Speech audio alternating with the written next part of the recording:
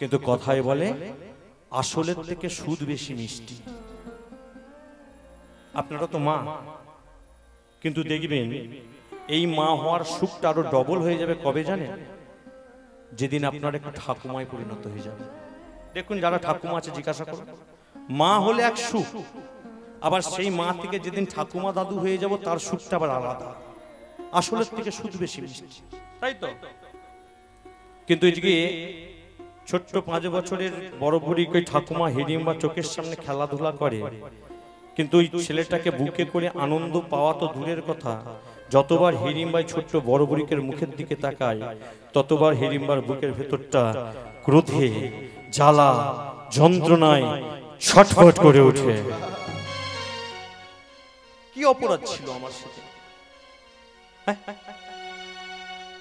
তুমি তো আমাকে পারতে। রাত্রিবেলা যখন খাবার খেতাম সেই সময় আমার খাবারে একটু বিষ মিশিয়ে দিতে, আমি সেই বিষ মাখানো খাবার খেয়ে যদি মরে যেতাম তাহলে এত কষ্ট হতো? যাওয়ার সময় যদি আমাকে দুটো গালে দুটো চড় মেরে দিয়ে যেত, দুটো গালে, অনেক স্বামী দিয়ে যায়, মারধর করে ছেড়ে চলে যায়, তাহলেও আমি সহ্য করে নিতাম, তাতেও আমার কষ্ট হতো না, কারণ এই জগৎ সংসারে অনেক স্বামী এমন করে থাকে। যাওয়ার সময় যদি আমাকে কিছু না বলেও চলে যেতে তাহলেও কষ্ট পেতাম না, কিন্তু গেলে তো গেলে, আমার মাথায় এত বড় একটা কলঙ্কের বোঝা চাপিয়ে দিয়ে গেলে স্বামী। আমি নাকি নিজ জাতির মেয়ে। আজকে তোমার সেই অপবাদের জন্য আমার চোখের সামনে এই 5 বছরের ছেলেটা খেলাধুলা করে, আমি একে একবার বক্ষ মাঝে তুলে নিয়ে ওর মুখমণ্ডল একটা চুম্বন করে নিজের মুখটাকে শান্ত করতে পারছে না, কারণ এই ছেলেটা রূপে, গুণে, রঙে, যৌবনে সমস্ত কিছু হয়েছে হুবহু দাদুর মতো। যেমন ভীমকে দেখতে ছিল আজকে বড়বড়িকু হয়েছে হুবহু সেই একই। তাই যখনই বড়বড়িকের মুখের দিকে ঠাকুমা তাকায় ততবারই সেই পুরনো দিনের স্বামীর কথা মনে পড়ে যায়। তুমি এত বড় অপবাদ আমাকে দিয়ে গেলে, আমি নিচু জাতির মেয়ে বলে তুমি আমাকে নিয়ে সংসার করলে না, আমাকে জঙ্গলের মধ্যে মরতে পোষতে ছেড়ে দিয়ে চলে গেলে। বাহ বাহ বাহ, বড় ভালো করলে। তার মানে তুমি যতদিন না আমার মাথা থেকে কলঙ্কের বোঝাটা মেটে ততদিন তুমি আমার কাছে ফিরে আসবে না, তাই তো? কিন্তু আমি রাক্ষস কুলের মেয়ে হয়ে এই জাতি কুল ধর্ম থেকে কি করে উদ্ধার পাই? ভগবান তো আমাকে দিয়েছে রাক্ষস কুলের জন্ম, তাহলে আমি সেখান থেকে চ্যাটার্জি বা ব্যানার্জি হব কি করে?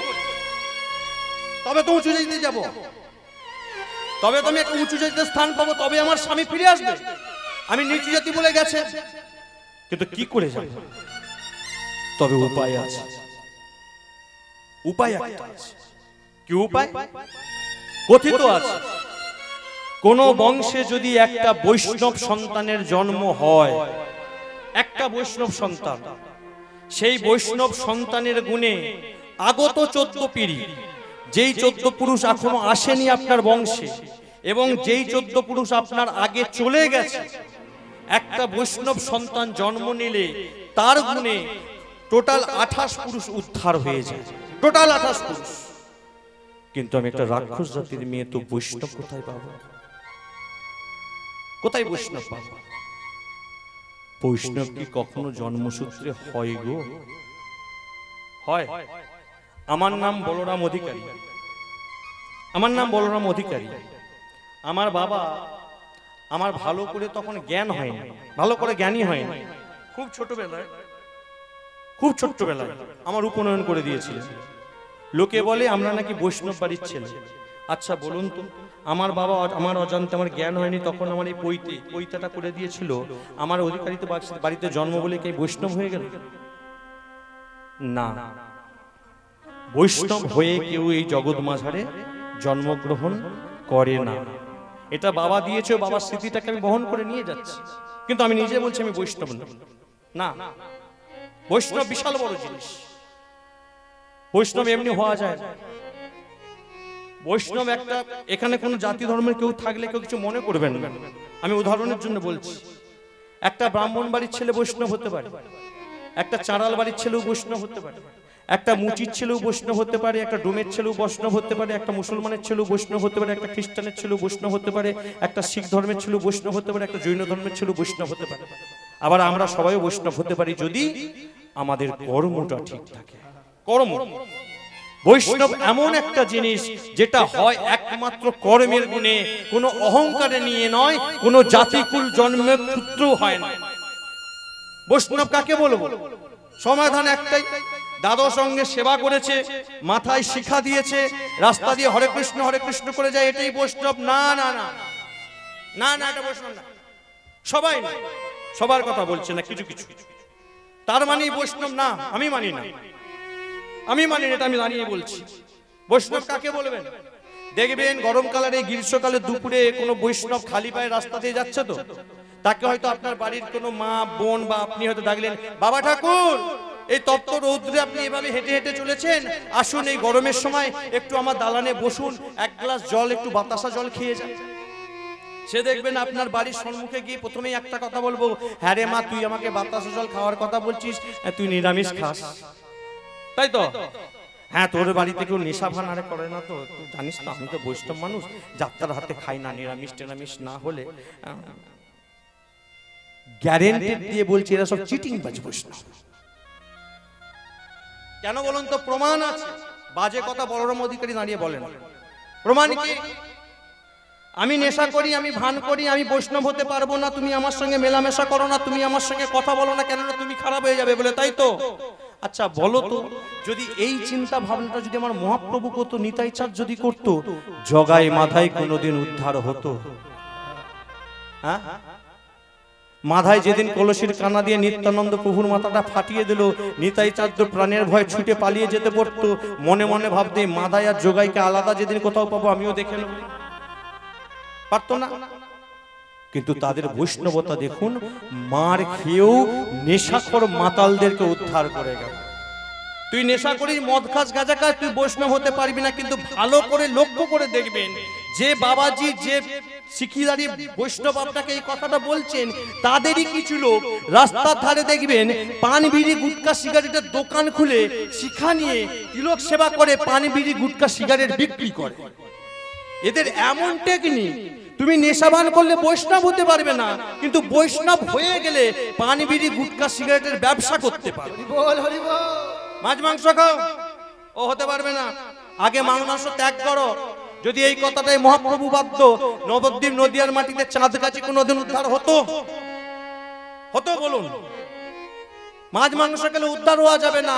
কিন্তু আবার এদের বাড়িতে গিয়ে লক্ষ্য করে দেখবেন, নিজে বাবাজি হয়েছি, সেবা নিয়েছি, কৃষ্ণ কৃষ্ণ করছি, লোক দেখাতে আমি নিজে 25 বিঘে জায়গা ভেড়ি চাষ করে মাছের ব্যবসা করছি।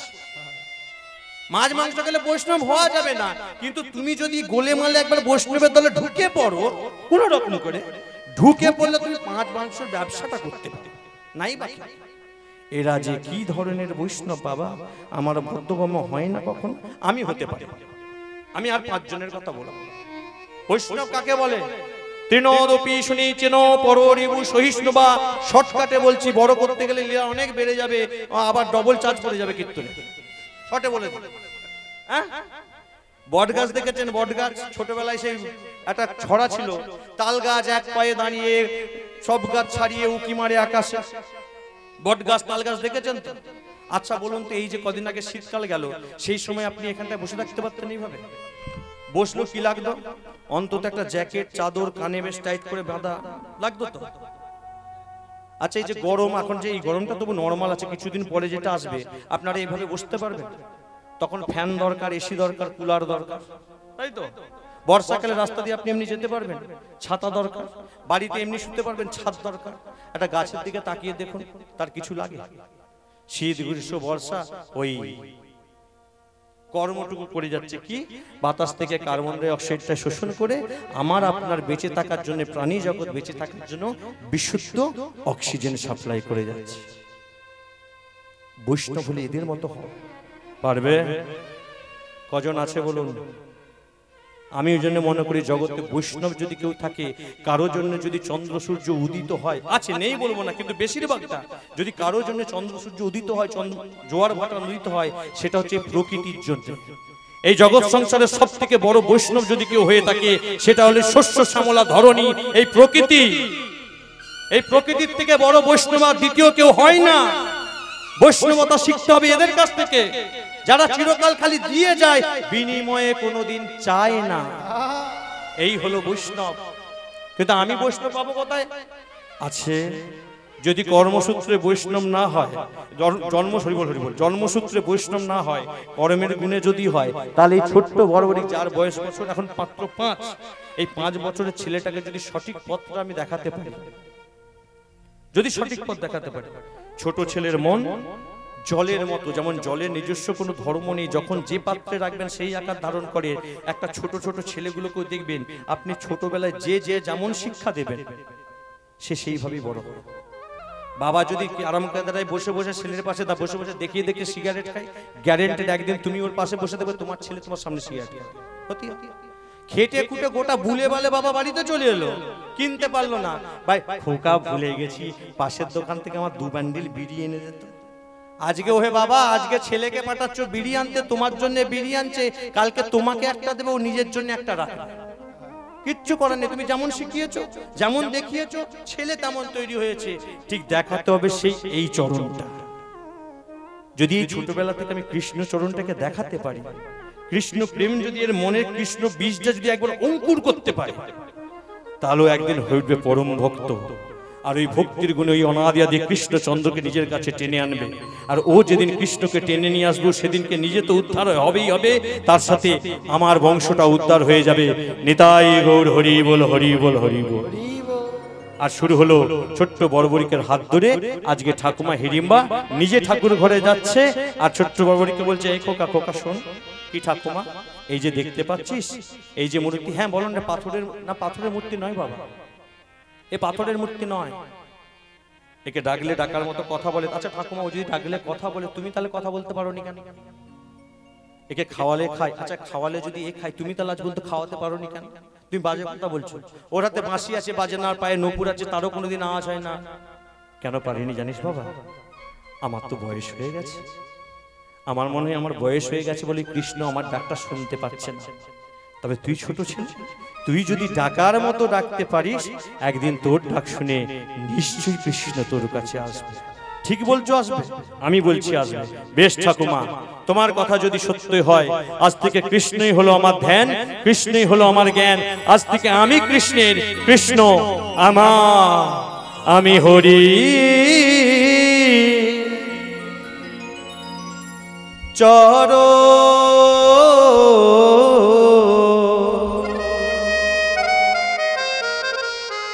সার করেছি, হরি হরি বলবো তা। হরির চরণ সার করেছি, হরি হরি বলবো তা। আমি হরির চরণ সার করেছি, হরি হরি বলবো তা। হরির চরণ সার করেছি, হরি হরি বলবো তাই। হরি ছাড়া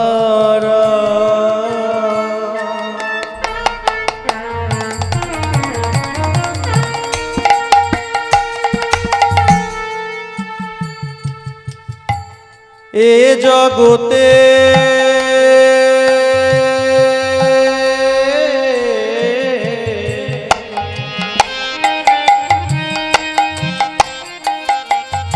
আমার কেহ না,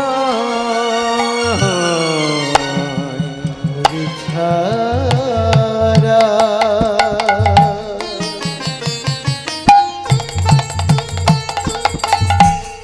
এ জগতে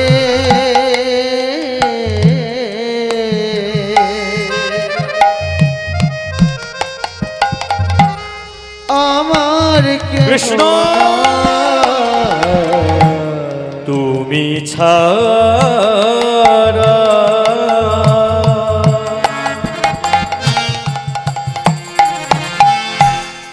এ জগতে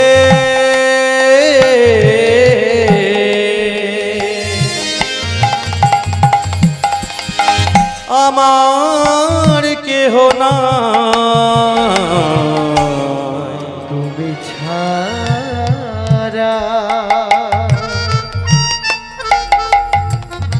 এ জগতে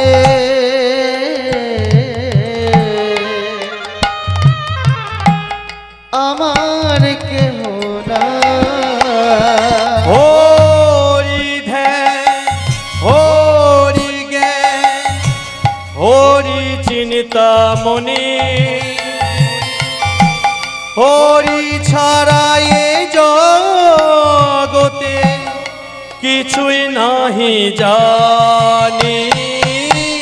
হরি ধ্যান হরি জ্ঞান হরি চিন্তা মনে হরি ছাড়া এ জগতে কিছুই নাহি জানে। হরি ধ্যান হরি জ্ঞান হরি চিন্তা মনে হরি ছাড়া এ জগতে কিছুই নাহি জানে। হরি ধ্যান হরি জ্ঞান হরি চিন্তামণি হরি ছাড়া এ জগতে কিছুই নাহি জানি। আমি হরির চরণ সার করেছি হরি হরি বলবো তা। হরির চরণ সার করেছি হরি হরি বলবো তার। আমি হরির চরণ সার করেছি হরি হরি বলবো তা। হরির চরণ সার করেছি হরি হরি বলবো তার। আমি হরি হরি বলবো তা। হরি হরি বলবো বরে বরে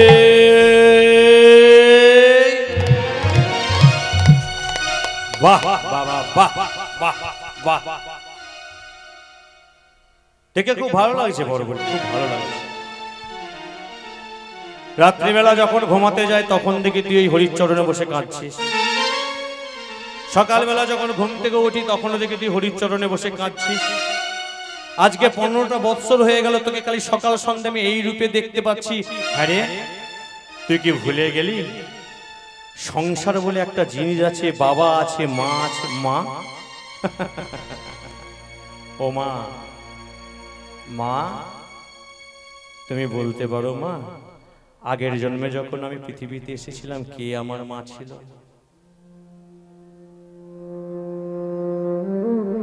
এই জন্মে আমি পৃথিবীর মাটিতে এসেছি, তুমি আমার মা হয়েছ। গোবিন্দ যদি ইচ্ছা করে আমার আবার একটা জন্ম হবে, সেটা মনুষ্য জন্ম হোক, কুকুর জন্ম হোক, ছাগল জন্ম হোক, বেড়াল জন্ম হোক, আমাকে আবার পৃথিবীর মাটিতে আসতে হবে। সে জন্মে আমি আবার একটা নতুন মা পাবো।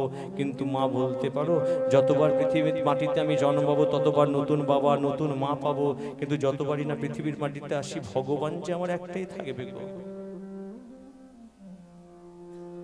আমি সংসারের মধ্যে ডুবে গিয়ে বাবা মা করব, ভগবানকে কোনোদিন ডাকবো না।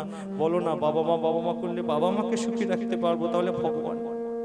কিন্তু বাবা, হ্যাঁ আমি জানি তুই যার চরণে বসে আছিস সাধারণ কেউ নাই, ও জগদীশ্বর ভগবান, ওকে ডাক।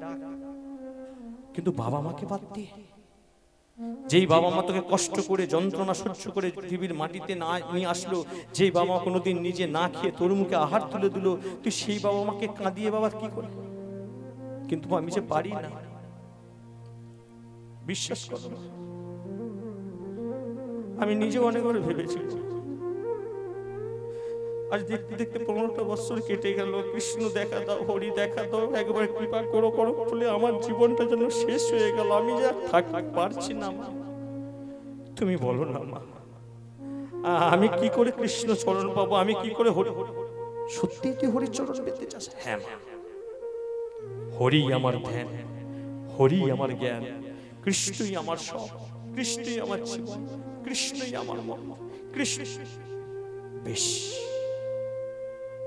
তোর মনে যে কৃষ্ণ নামের বীজটা অঙ্কুরিত হয়েছে, আমি সেই বীজটাকে উপরে ছিঁড়ে নিতে পারবো না বাবা।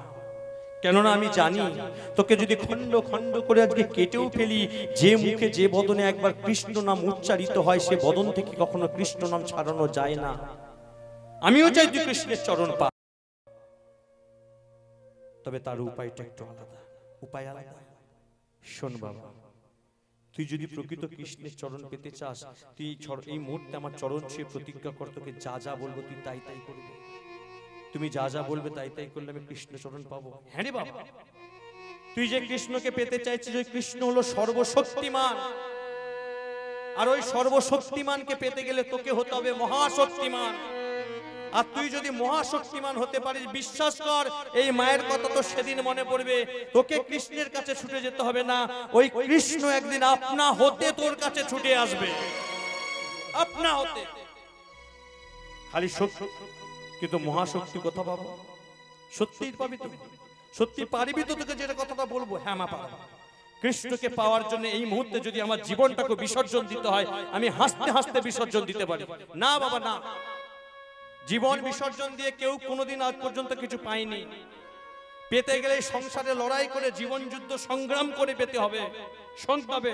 তুই আজ থেকে এই মুহূর্ত থেকে কৃষ্ণ চরণ ছাড়, এই মুহূর্তে থেকে তুই শক্তির আরাধনা কর। শক্তির আরাধনা করলে আমি কৃষ্ণকে পাবো, পাবি বাবা। তুই যদি বন্ধু হিসাবে, সখা হিসাবে কৃষ্ণকে ডেকে যাস, না জানি কতগুলো জন্ম তোকে পৃথিবীর মাটিতে কাটাতে হবে, তুই কৃষ্ণকে যদি পাওয়ার ইচ্ছাতে ডেকে যাস, ভগবানকে শুধু কি বন্ধু হিসেবেই পাওয়া যায় গো? ভগবানের চরণ তলে নিজের জীবন সমর্পণ করো দিয়েও কত লোক ভগবানকে পেয়েছে, পায় না। স্বর্গের জয় বিজয় অভিশপ্ত হয়ে আসলো। 10 জন্ম যদি ভক্তি হিসেবে পেতে চাও, বন্ধু হিসেবে পেতে চাও, পৃথিবীর মাটিতে 10টা জন্ম কাটাতে হবে। আর শত্রু হিসেবে পেতে গেলে 4 জন্মেই পেয়ে যাবে সেই স্বর্গের জয় বিজয়।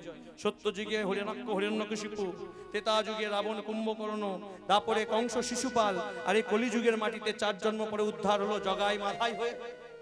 তাহলে যা শক্তির আরাধনা কর। সেই শক্তিকে যদি তুষ্ট করে তুই আনতে পারিস, সেই মহামায়া আদি শক্তির আশীর্বাদে তুই হবি মহাশক্তিমান। আর তুই যেদিনকে মহাশক্তিমান হতে পারবি, তোকে কৃষ্ণের কাছে যেতে হবে না, কৃষ্ণ তোর কাছে ছুটে আসবে। বেশ মা, তুমি আমায় আশীর্বাদ করো, আমি যেন সেই মহাশক্তিকে আমার কাছে আনতে পারি, আমি যেন অচিরেই সেই কৃষ্ণ চরণ পেতে পারি। যা বাবা যা, যে চরণে তোর মতি হয়েছে, আমি মা হয়ে আশীর্বাদ করছি, অচিরেই তুই সে চরণ পাবি, পাবি, পাবি। আজকে ছোট্ট বর্বরিক মাকে প্রণাম করে ওই গভীর রাত্রিতে বেরিয়ে পড়ল সেই মহাশক্তির সন্ধানে। জাগো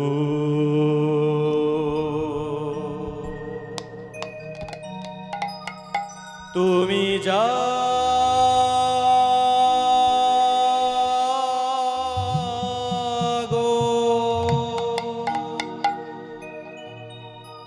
জাগো দুর্গা, জাগো দশ প্রহরণ ধারিণী, অভয়া শক্তি তুমি বল প্রদায়িনী, মাগো জাগো, গো তুমি দেখা দে মা, জাগো দুর্গা, দেখা দে, জাগো দশ প্রহরণ ধারিণী, অভয়া শক্তি বল প্রদায়িনী, তুমি জাগো, জাগো তুমি জাগো।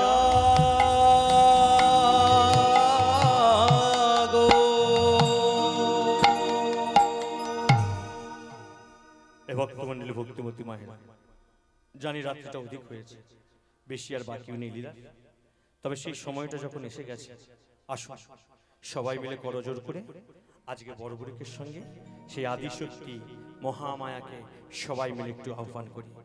হাত জোড়ো করে সবাই মিলে একটু জয়ধ্বনি, একটু উলুধ্বনি সরকারে সবাই মিলে আজকে বর্বরিকের সঙ্গে ওং স্বাহা, ওং স্বাহা, ॐ स्वाहा सर्वो मङ्गलमङ्गले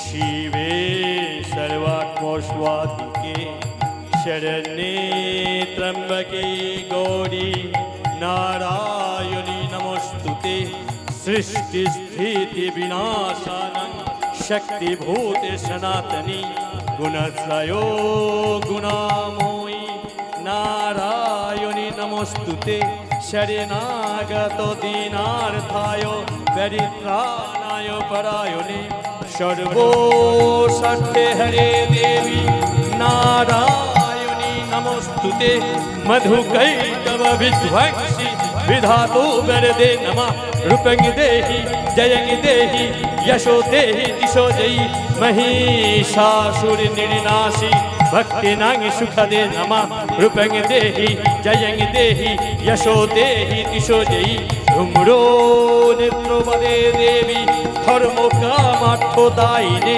रूपं देहि जयं देहि यशो देहि दिशो जयी निशुम्भो सिंहो निर्नाशी चंडमुंड विनाशिनी रूपं देहि जयं देहि यशो देहि दिशो जयी जयंती मंगला काली भद्रकाली कपालिनी दुर्गा शिवा क्षमाधात्री सहस्रोदा नमस्तुते जयंती मंगला काली भद्रकाली कपालिनी दुर्गा शिवा क्षमाधात्री सहस्रोदा नमस्तुते जयंती मंगला काली भद्रकाली कपालिनी दुर्गा शिवा क्षमाधात्री सहस्रोदा नमोस्तुते জাগো উলুধ্বনি উলুধ্বনি হরি বল হরি বল হরি বল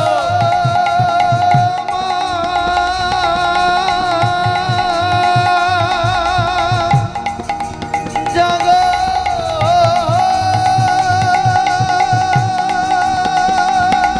জাগো মা জাগো মা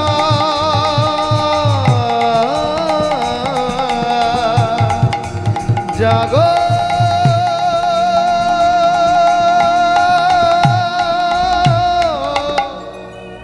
মা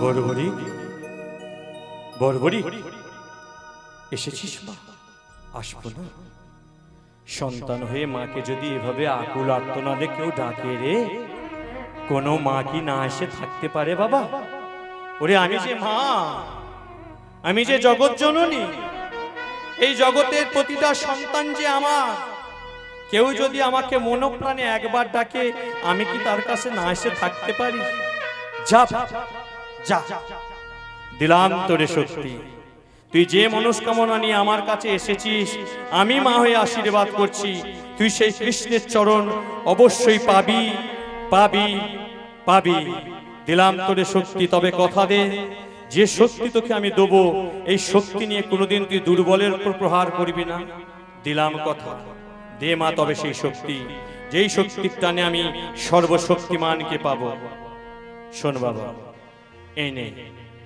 দিলাম তোরে শক্তি স্বরূপ এই তিনটি বাণ ভালো করে শুনে নে তিনটি বাণ মা তিনটি বাণের কাজ কি এই প্রথম বাণ ছাড়ার সাথে সাথে তুই যাদেরকে ধ্বংস করতে চাস যাদেরকে তুই শেষ করতে চাস তাদের সকলকে চিহ্নিত করে তোর কাছে ফিরে আসবে এই দ্বিতীয় বাণ ছাড়ার সাথে সাথে তুই যাদেরকে রক্ষা করতে চাস যাদের কোনো রকম তুই ক্ষতি চাস না তাদেরকে চিহ্নিত করে তোর কাছে ফিরে আসবে আর এই তৃতীয় বাণ ছাড়ার সাথে সাথে প্রথম বাণ যাদেরকে চিহ্নিত করে এসেছিল যাদের তুই ধ্বংস করতে চাস তাদের সকলের বিনাশ করে তোর কাছে ফিরে আসবে এই জগৎ সংসারে অদ্বিতীয় কোনো শক্তি নাই যে শক্তি এই শক্তিকে পরাজিত করতে পারে আজকে যেই নাই শক্তি পেয়েছে বড়বড়িকের মনে কি আনন্দ বড়বড়িক সঙ্গে সঙ্গে মাকে প্রণাম করে কৃষ্ণকে বলছে ও কৃষ্ণ তোমাকে এত করে ডাকলাম তুমি আমার ডাকে সাড়া দিলে না তো দেখি আমার মা বলেছে তুমি আমার থেকে দূরে থাকো কি করে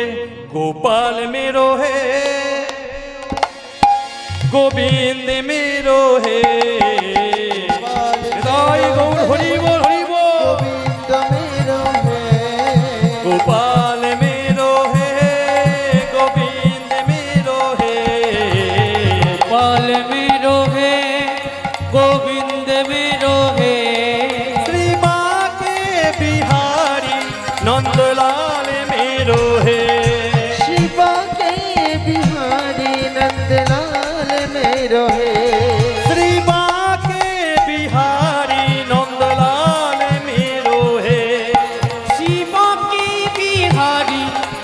नंदलाल मेरो हे गोपाल मेरो हे गोविंद मेरो हे गोपाल मेरो हे गोविंद मेरो हे जय गोविंद जय गोपाल जय गोविंद जय गोपाल जय गोविंद जय गोपाल जय गोविंद जय गोपाल जय गोविंद जय गोपाल जय गोविंद जय गोपाल गोविंद जय गोपाल जय गोविंद जय गोपाल जय गोविंद जय गोपाल जय गोविंद जय गोपाल जय गोविंद जय गोपाल जय गोविंद जय गोपाल जय गोविंद जय गोपाल जय गोविंद जय गोपाल जय गोविंद जय गोपाल जय गोविंद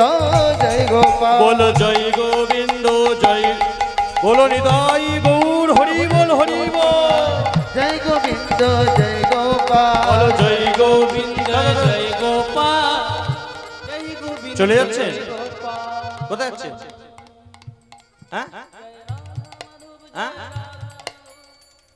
চলে যাচ্ছেন নাকি কোথায় যাচ্ছেন বলুন না না বাবা তখন আমি আপনাকে বলছি এখন যে রাস্তা দিয়ে বড় বড় শক্তি নিয়ে আনন্দ করে করে আসছে দেখতে পাচ্ছে সেই রাস্তা দিয়ে কাতারে কাতারে লোক একদিকে ছুটছে বাবা কিছু মনে করবেন না আমি আপনাকে বলি ঠিক আছে এটা লীলার একটা জায়গায় কাতারে কাতারে লোক একদিকে ছুটছে এখন তাদের মধ্যে একজনকে বড় বড় বলছে এ ভাই শোনো শোনো শোনো শোনো হ্যাঁ তোমরা কোথায় যাচ্ছ বলছো তুমি জানো না কি জানবো কুরুক্ষেত্রের মাটিতে যুদ্ধ শুরু হয়েছে কুরুক্ষেত্রের মাটিতে যুদ্ধ শুরু হয়েছে কার সাথে কার না ধর্মের সঙ্গে অধর্মের ধর্মের সঙ্গে ধর্মের পক্ষে কে কে আছে না অধর্মের পক্ষে কে কে আছে না অধর্মের পক্ষে অনেক লোক আছে জানো প্রথমত তো কুরুদের 100 ভাই তারপরে মামা কম শকুনি পিতামহ ভীষ্ম গুরু দ্রোণ কৃপাচার্য অশ্বত্থামা দাতা কর্ণ কত বড় বড় বীর আছে অধর্মের পক্ষে এত লোক আচ্ছা ধর্মের পক্ষে না ধর্মের পক্ষে বলার মতো কেউ নেই পঞ্চপাণ্ডব যুধিষ্ঠির ভীম অর্জুন নকুল সহদেব আর কেউ নেই বলছে আর একজন আছে তার বিশেষত পরিচয় দিতে লাগে না তার নাম হলো অনাদি আদি কৃষ্ণচন্দ্র ভগবান আর যেই না বলেছে কৃষ্ণচন্দ্র ভগবান কুরুক্ষেত্রের মাটিতে আছে সঙ্গে সঙ্গে বলতে শুরু করেছে মা আরে কি হয়েছে খোকা মা আমি পেয়ে গেছি কি পেয়েছিস না তুমি যে বলেছিলে আমি যদি শক্তিমান হতে পারি আমি তাহলে একদিন কৃষ্ণের কাছে যেতে হবে না কৃষ্ণকে পেয়ে যাব ঠাকুমা পাশ থেকে বলছে হ্যাঁ রে বাবা তুই পেয়েছিস শক্তি পেয়েছিস হ্যাঁ পেয়েছি গো আর তোমার কথাও খুলে গেছে গো ঠাকুমা আমি কৃষ্ণের কাছে যাইনি কৃষ্ণ আমার কাছে আসতে চলেছে কোথায় কৃষ্ণ না তুমি জানো না কুরুক্ষেত্রের মাটিতে যুদ্ধ শুরু হয়েছে অধর্মের সঙ্গে ধর্মের একদিকে আছে পঞ্চপাণ্ডব যুধিষ্ঠির ভীম কি নাম বললি কেন না না কি নামটা বললি না ওই যুধিষ্ঠির ভীম ভীম ও আচ্ছা কে কে আছে যেই ভীমের কথা বলেছে ঠাকুমার তো মনে পড়ে গেছে এই তো আমার সেই ভীম আমার স্বামী ও তাহলে তুই আমার ছেলে আমার নাতি হয়ে কুরুক্ষেত্রের মাটিতে যুদ্ধ করতে যাবি যোদ্ধা হয়ে কৃষ্ণের সঙ্গে যুদ্ধ করে তুই আমার মানে আমার কৃষ্ণের চরণ পাবি আমার আচ্ছা বাবা কুরুক্ষেত্রের মাটিতে যুদ্ধ করতে যাবি তো বলতো কাদের হয়ে লড়াই করবি না জানো ঠাকুমা আমি মাকে কথা দিয়েছি সদা সর্বদা দুর্বলের হয়ে লড়াই করব যেই বলেছে দুর্বলের হয়ে লড়াই করব এখন ঠাকুমা হিড়িম্বা মনে মনে ভাবছে একদিকে 5 জন একদিকে 100 জন তাহলে দুর্বল কারা 5 জন তাহলে আমার নাতি যদি আজকে 5 জনের হয়ে লড়াই করে ও যা শক্তি পেয়েছে ওই শক্তির গুণে একদিন 100 জনকে পরাজিত করবে আর একদিন জয় লাভ করে আমার কাছে ফিরে আসবে যেদিনকে ও আমার কাছে ফিরে আসবে ও কি আর একা একা আসবে নিশ্চয়ই দাদুটাকেও সঙ্গে করে নিয়ে আসবে পঞ্চপাণ্ডবের লড়াই করলে আচ্ছা বাবা বলতো কুরুক্ষেত্রের মাটিতে তুই যে যুদ্ধ করবি দুর্বল পক্ষ কারা বলছে ও ঠাকুমা তুমি এটাও জানো না কুরুক্ষেত্রের মাটিতে যদি দুর্বল পক্ষ থেকে থাকে সেটা একটাই পক্ষ সে হলো ওই মহামানী দুর্যোধন কি বলছিস কি তোর মাথা খারাপ হয়ে গেল নাকি হ্যাঁ আরে ওদের পক্ষে 100 জন আছে কত বড় বড় যোদ্ধা আছে জানিস ও ঠাকুমা ওদের পক্ষে 100 জন থাকতে পারে ওদের পক্ষে বড় বড় যোদ্ধা থাকতে পারে কিন্তু ওদের পক্ষে তো ভগবান নাই তুমি বলো না ভগবান তো বিরাজ করছে পঞ্চপাণ্ডবের পক্ষে তুমি বলো যে পক্ষে কৃষ্ণ বিরাজ করে তারা কি দুর্বল হতে পারে তাই গৌর হরি বল হতে পারে তারা কি দুর্বল হতে পারে তারা কি দুর্বল হতে পারে? যে পক্ষে কৃষ্ণ বিরাজ করে, তারা কি দুর্বল হতে পারে? যে পক্ষে কৃষ্ণ বিরাজ করে, তারা কি দুর্বল হতে পারে? আমি তো ভেবেছিলাম তুই বাচ্চা, তুই যে আস্তে আস্তে চৌবাচ্চা হয়ে গেছিস সেটা তো বুঝতে পারিনি। যা বাবা, তুই শক্তির সঙ্গে জ্ঞানও পেয়েছিস, আমিও আশীর্বাদ করছি তুই অচিরে কৃষ্ণ চরণ পা। আজকে ছোট্ট বর্বরিক বাড়িতে প্রণাম করে কুরুক্ষেত্রের মাঠের উদ্দেশ্যে যাচ্ছে, আর এদিক থেকে বর্বরিক কুরুক্ষেত্রের উদ্দেশ্যে পাটা বাড়িয়েছে, আর ওদিকে কৃষ্ণচন্দ্র ভগবান কুরুক্ষেত্রের মাটিতে চিন্তায় পড়ে গেছে। কি চিন্তা? নাই যে কুরুক্ষেত্রের যুদ্ধ আমি আরম্ভ করাতে চলেছি, এই যে কুরুক্ষেত্রে এত বড় বড় বীর, এ বলে আমায় দেখ, ও বলে আমায় দেখ, এদের সব মুখে ফুটানি, কাজে কিছু নেই, মুখে ফুটানি। একজন আমার নারায়ণী সেনাটাকে নিয়ে নিল, আর একজন আমাকে তার ড্রাইভার করে রেখে দিল। এদের শক্তি বলে কিছু নেই, এরা সবাই আমার শক্তিতে শক্তিমান। তবে যে যোদ্ধা এবার কুরুক্ষেত্রের মাটিতে আসতে চলেছে ওই বড়বড়ি, ও যদি একবার কুরুক্ষেত্রের মাটিতে পা দিয়ে দেয়, তাহলে আমি যে স্বপ্ন নিয়ে কুরুক্ষেত্রের যুদ্ধটা আরম্ভ করেছি, সে যুদ্ধ তো কোনো, সে স্বপ্ন তো আমার কোনোদিন পূর্ণ হবে না। আমি বড় আশা করে অধর্মকে নাশ করে ধর্মের সিংহাসনকে যুধিষ্ঠির, ভীম, অর্জুন, নকুল, সহদেব তথা পঞ্চ পাণ্ডবকে বসানোর যে ইচ্ছা আমার আছে, ও যদি চলে আসে, ও দুর্যোধনের পক্ষে লড়াই করবে বলেছে, একটা তীর মারবে পঞ্চ পাণ্ডবের শেষ আমি রক্ষা করতে পারবো না।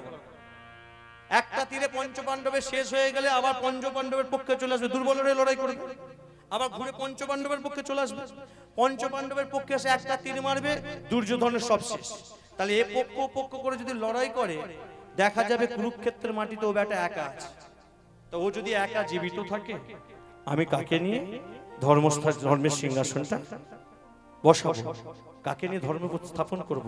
তাই হতে পারে ও আমার ভক্ত, পরীক্ষা তো ওকে দিতেই হবে। এই বলে কৃষ্ণচন্দ্র ভগবান একটা ব্রাহ্মণ রূপ ধারণ করে যে রাস্তা দিয়ে আজকে বড়বড়ি কৃষ্ণ নাম গাইতে গাইতে আসছে, ঠিক তার পেছন পেছন ভক্ত তোমার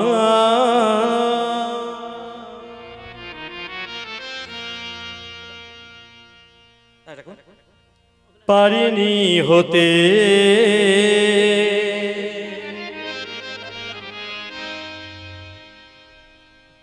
চরণে দিও মোরে ছায়া।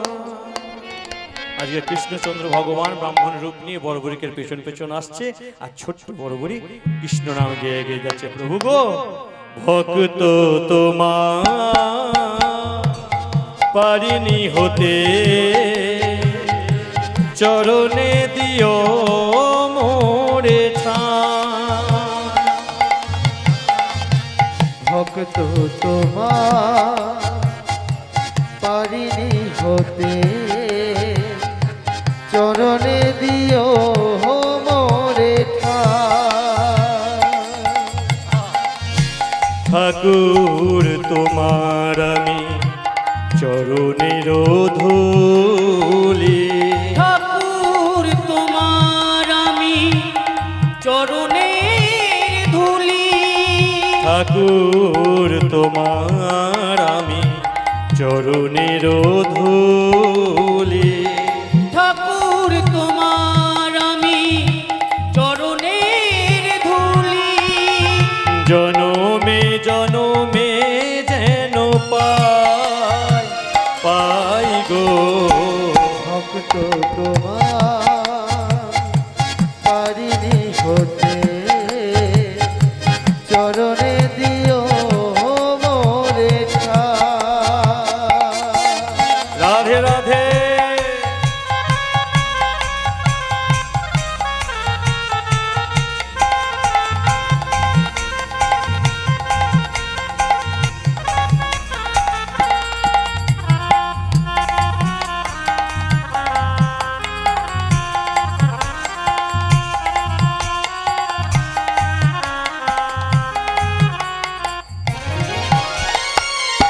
আমি শুধু চোরাবালি কে করিবে পা,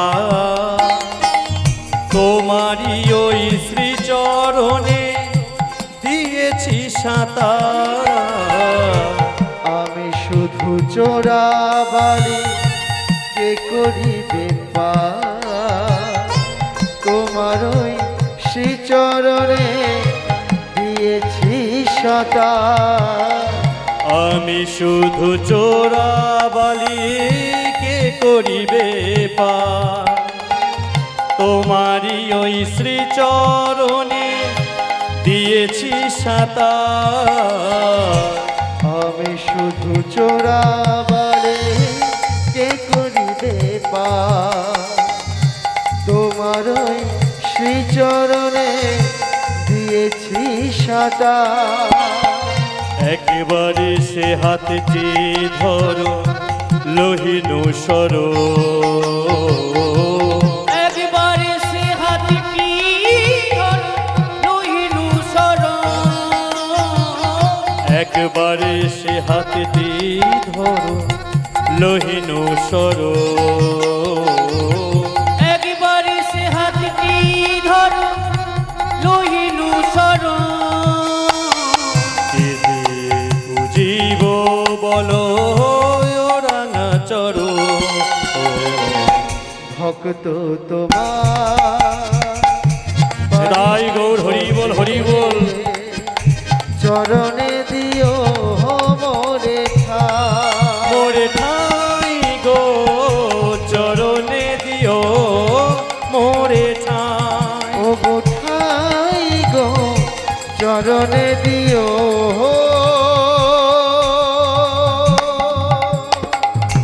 মোরে ঠাই আমাকে দান দা আমাকে দানে দা আরে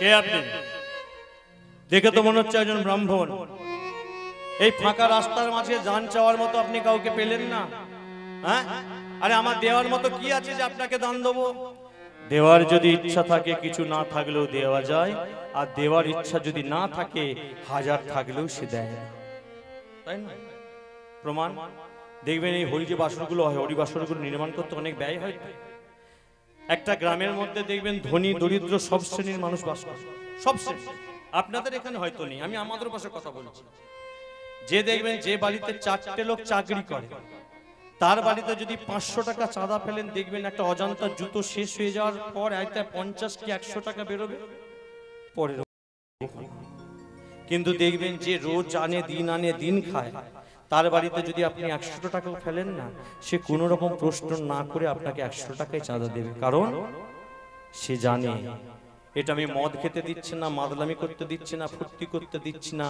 না জানি কত কষ্টের বসার পয়সা ডাক্তারে খেয়ে নেয় আর 100 টাকা আমি গোবিন্দ সেবায় দিতে পারবো না চাওয়া পাওয়ার মধ্যে পার্থক্য আছে দেওয়ার মধ্যে মনের ভাবের পার্থক্য থাকে তোর যদি দেওয়ার মন থাকে কিছু না থাকলেও দিতে পারবি আর যদি দেওয়ার মন না থাকে হাজার থাকবে আচ্ছা বেশ বলুন আপনি কি চান যদি আমার দেওয়ার থাকে অবশ্যই আমি দেবো বলুন না আগে নেবো তো বটে দান তো আমি অবশ্যই নেবো আগে বলতো তুই কোথায় যাবি না আমি কুরুক্ষেত্রের মাটিতে যাবো তোর মাথা খারাপ হয়েছে কুরুক্ষেত্রের মাটিতে জানিস না এখন যুদ্ধ হচ্ছে বলছে জানি তো আমি যুদ্ধ করতেই তো যাচ্ছি যুদ্ধ করতে তুই একটা বাচ্চা ছেলে দুধের দাঁত ভাঙেনি তুই কুরুক্ষেত্রের মাটিতে যুদ্ধ করতে যাচ্ছিস কত বড় বড় বীর কত বড় বড় যোদ্ধা আছে জানিস যত বড় যোদ্ধা তার সবাই আমার কোড়ে আঙুলের সমতুল্য এত অহংকার হ্যাঁ শক্তি থাকলে অহংকার হবে আমার ক্ষমতা আছে আমার শক্তি থাকলে শক্তির অহংকার হবে না রূপ থাকলে রূপের অহংকার থাকে জ্ঞান থাকলে জ্ঞানের অহংকার থাকলে থাকতে পারে তাহলে আমার শক্তি আছে শক্তির অহংকার থাকবে না আছে শক্তি আছে অহংকার করছে তুই জানিস ওই কুরুক্ষেত্রের মাটিতে লোকে যাকে ভগবান বলে যার নাম কৃষ্ণ সেও বিরাজ করছে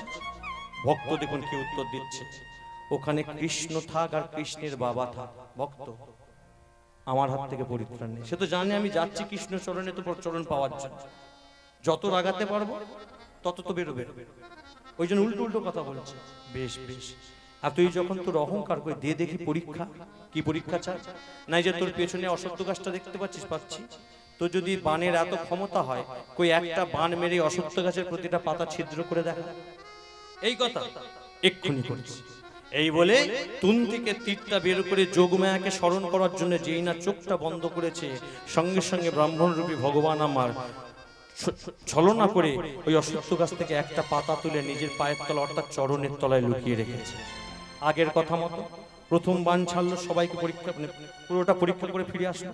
দ্বিতীয় বান ছাড়লো, পরীক্ষা করে ফিরে আসলো। তৃতীয় বান ছাড়ার সাথে সাথে অশ্বত্থ গাছের প্রতিটা পাতা ছিদ্র হয়েছে তো হয়েছে, এমনকি ব্রাহ্মণরূপী ভগবান যে পায়ের তলায় একটা পাতা লুকিয়ে রেখেছিল, পা ভেদ করে গিয়ে সেই পাতাটা পর্যন্ত ছিদ্র হয়েছে। কে তুমি? কে তুমি? তুমি তো ব্রাহ্মণ হতে পারো না। আরে ব্রাহ্মণ তো ছলনা জানে না, ব্রাহ্মণ তো চাতুরতা জানে না।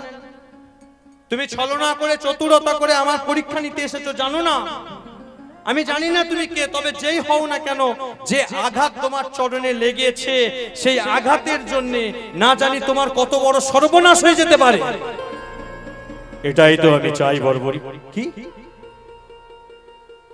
তুমি আমার নাম পর্যন্ত জানো?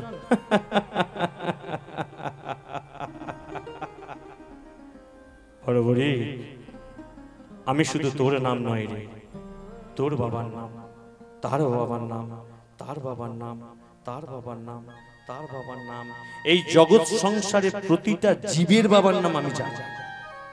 কে তুই? আমি জানতে চাস কে?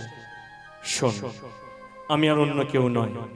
আমি হলাম আদি, আমি হলাম অনন্ত, আমি হলাম অদ্বিতীয়, আমি হলাম পুরুষোত্তম, আমি হলাম সে যাকে পাওয়ার জন্য তুই ছোটবেলা থেকে জঙ্গলে জঙ্গলে ঘুরে বেড়াচ্ছিস। আমি হলাম সেই যার কৃপা পাওয়ার জন্য, যার চরণ পাওয়ার জন্য তুই মহামায়ার কাছ থেকে শক্তি নিয়ে আমার সঙ্গে যুদ্ধ করতে এসেছিস। আমি হলাম সেই অনাদি আদি পুরুষোত্তম শ্রী কৃষ্ণচন্দ্র ভগবান। ভগবান? এ কোন ভগবান?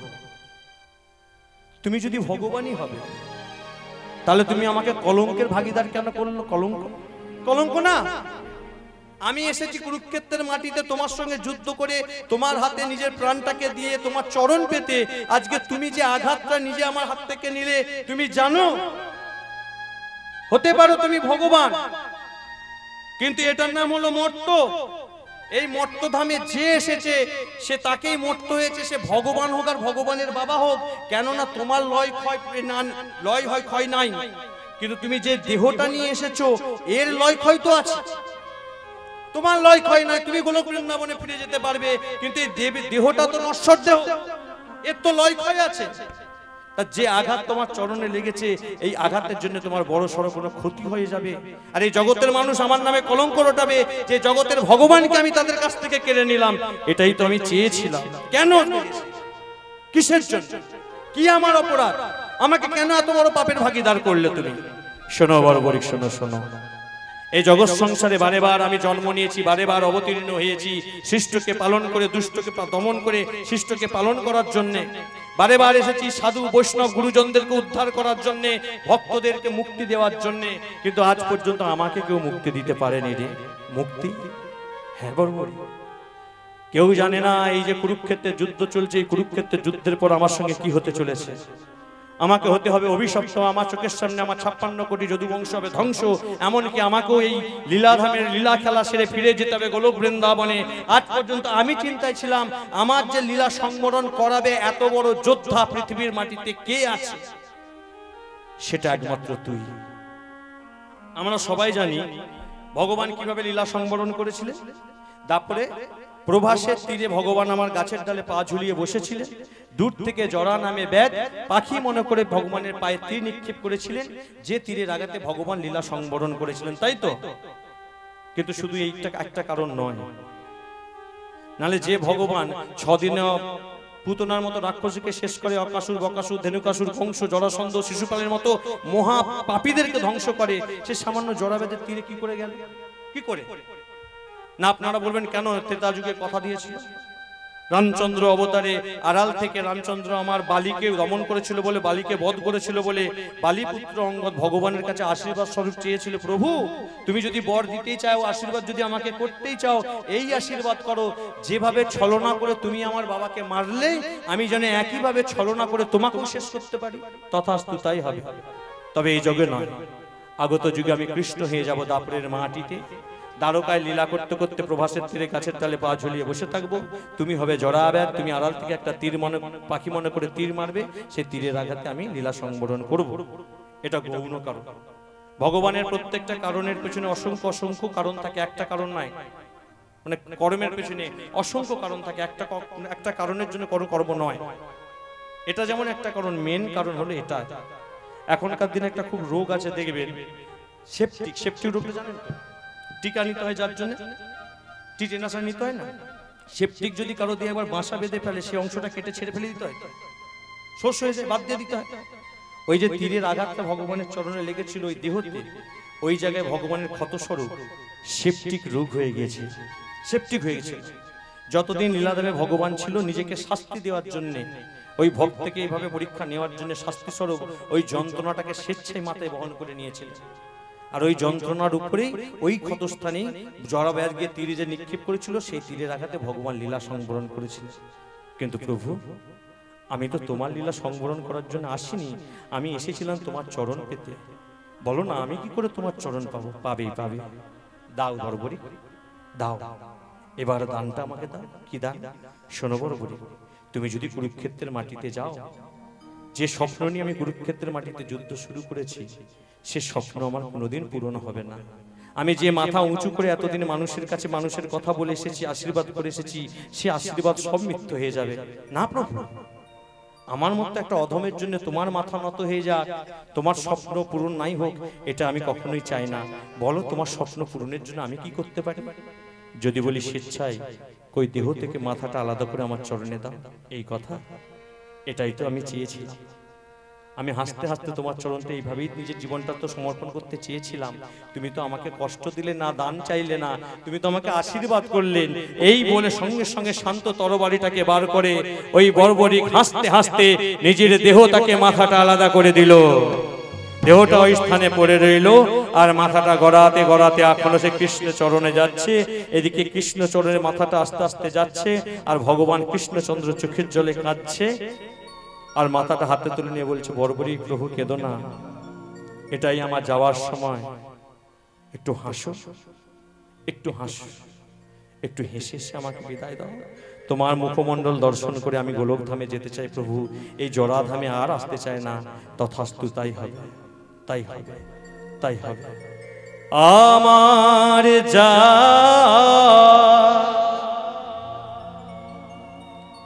সময় হলো,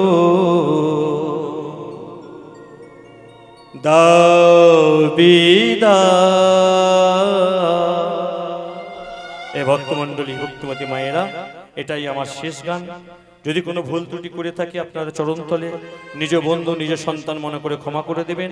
আবার যখন কখনো যদি আপনাদের চরণতলে আসতে পারি, আবার নতুন কোনো ভগবানের লীলা কথা আপনাদের তুলে ধরব। আমার যাওয়া সময় হলো,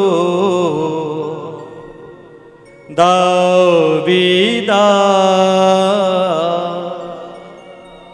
মোছো আখি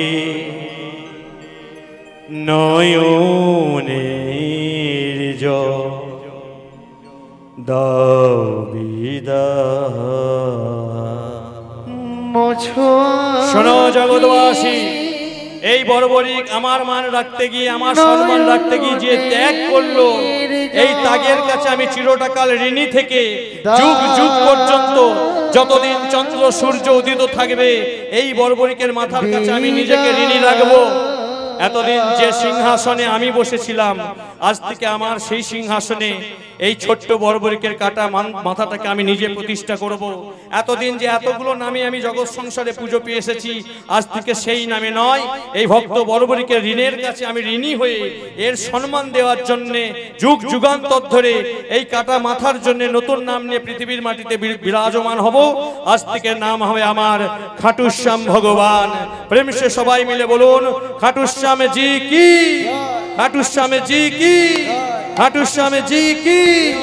নিতাই গৌর হরি বল, নিত্যানন্দের বল, শ্রী অদ্বৈতের বল, শ্রীবাস গদাধরের বল। নিতাই গৌর হরি বল, নিত্যানন্দের বল, শ্রী অদ্বৈতের বল, শ্রীবাস গদাধরের বল। নিতাই গৌর হরি বল, নিত্যানন্দের বল, শ্রী অদ্বৈতের বল, শ্রীবাস গদাধরের বল।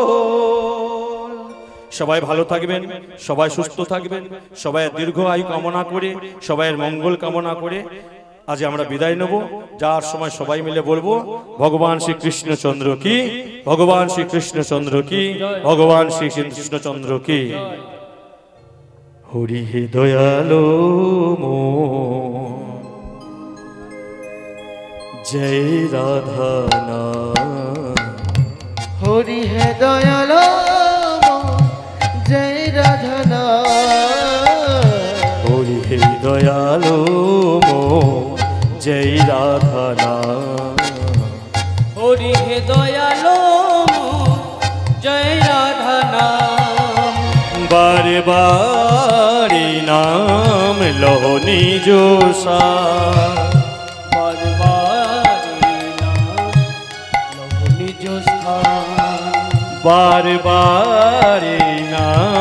লহো নিজ সার।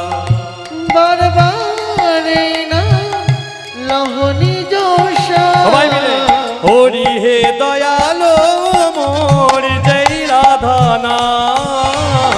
হরি হে দয়াল জয় রাধা নাম। হরি হে দয়ালো মোর জয় রাধা নাম। হরি হে দয়ালো জয় রাধা নাম। বহু জনি ভ্রমণ করি লহিনু সর, আমি একা বসে আছি আমি অভাজন। বহুজনে ভ্রমণ করে লোহিদুসর। অপূর্ব সাউন্ড দাদা ভাই, আপনার সত্যি খুব সুন্দর ভবন কীর্তন করতে বহু জনি ভ্রমণ করি লহিনু সর, আমি একা বসে আছি আমি অভাজন। বহুজনি ভ্রমণ করে লহিনুসর, আমি একা বসে আছি ও গো অভাজন। জগত তরুণ তুমি জগত জীব, জগত তারণ তুমি জগত জীবন। জগত তরুণ তুমি জগত জীব। জগত তারণ তুমি জগত জীবন। তোমা ছাড়া কারো নাহি হে রাধার মন। হরি হে দয়াল তাই গৌর হরি বল হরি বল হরি বল। রাধা নাম। হরি হে দয়ালো মোর জয় রাধা নাম। হরি হে দয়াল জয় রাধা নাম। জয় রাধে জয় রাধে জয় রাধে জয় রাধে।